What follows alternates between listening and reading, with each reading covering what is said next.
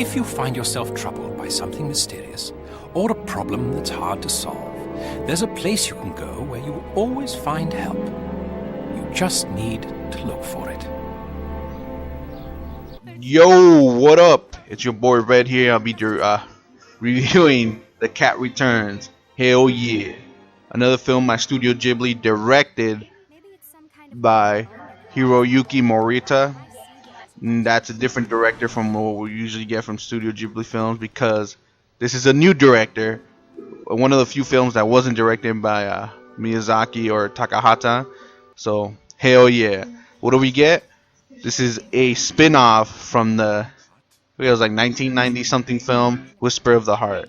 If you guys remember, that film had one of the main characters from this film, the Baron, the cat statue. Well, he gets his own movie.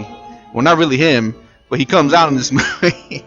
A movie where a girl's trying to figure out her place in life, saves a cat who turns out to be the prince of this cat kingdom, gets what they want to reward her, and eventually having her marry the prince. And then she goes to the Cat Bureau for help, which is this bureau that helps people. It's derived of fucking creations that were made with love or something, and they take on a soul. And one of them being the Baron, who tries to help out our main character in the story. Alright, that's basically the gist of it. And let's go into the characters, alright?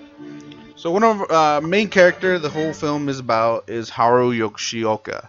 Haru is a girl, like any other girl during early 2000s, I guess, trying to figure out their way in life, trying to figure out where they fit in, not understanding life, doesn't care, basically in limbo.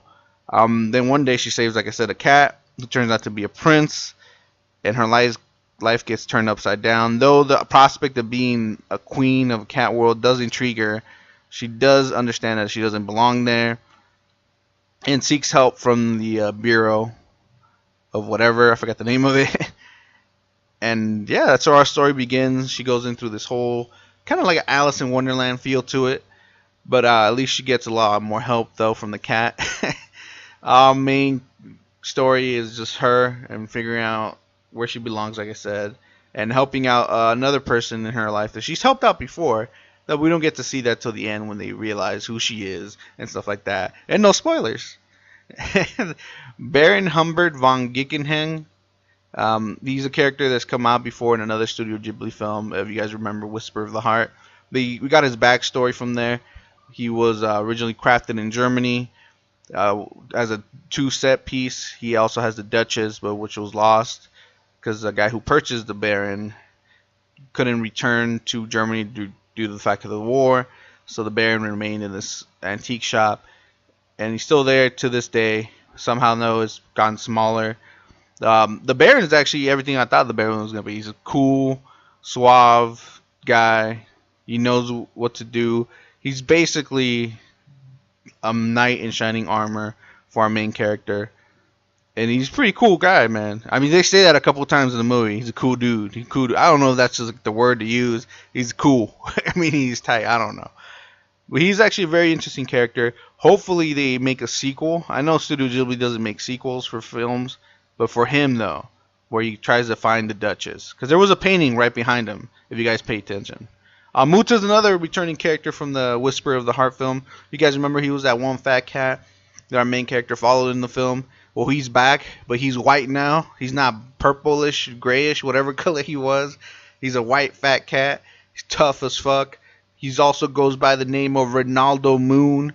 Apparently well, you'll figure it out in the movie. It's not really a spoiler because it didn't really do anything except make him tougher.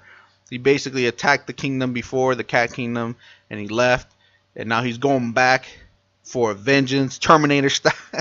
Now he's basically a tough dude on the outside, but all gooey in the inside. You'll get to see that. He cares. He just acts like he doesn't. He's a hard ass. Likes to bust them balls. You know people like that. That's basically what Muta is. And he also still chills at the same spot he chilled in Whisper of the Heart, that one chair in that one downtown area.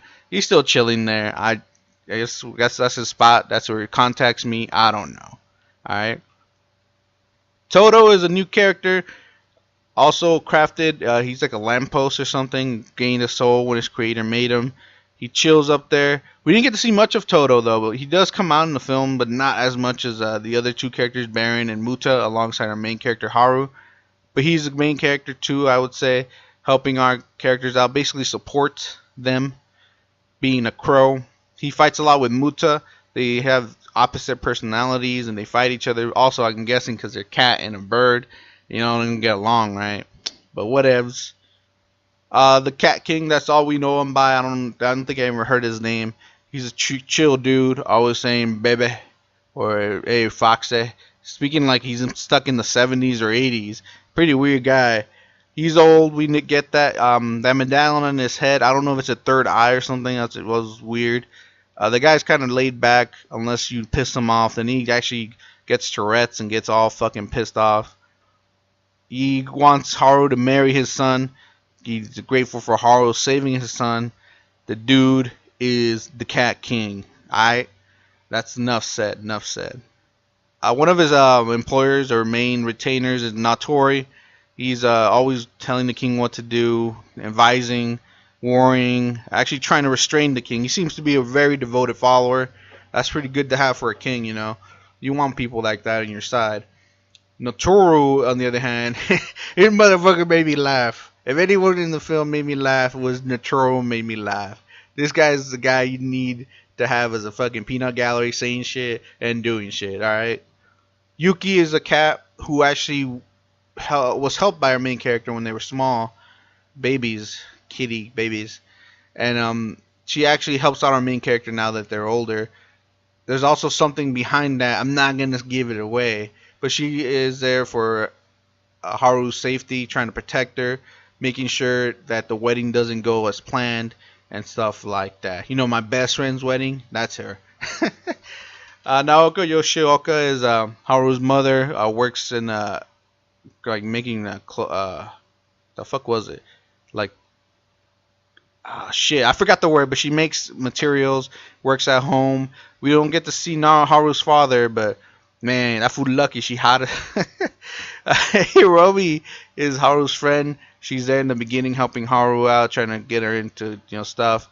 They play lacrosse. I was impressed with that. They play lacrosse. Usually it's something else. And not pinball, but fucking, what's the other shit? Ping pong. There we go. This is some ping pong shit. Alright, so, what did I think about the film? The film was great. I liked the film. I know it's a Studio Ghibli film. Does not feel like it as much as the other ones do. I mean, the animation's a little different. Not too much, but I felt like this film was, by itself, it was unique.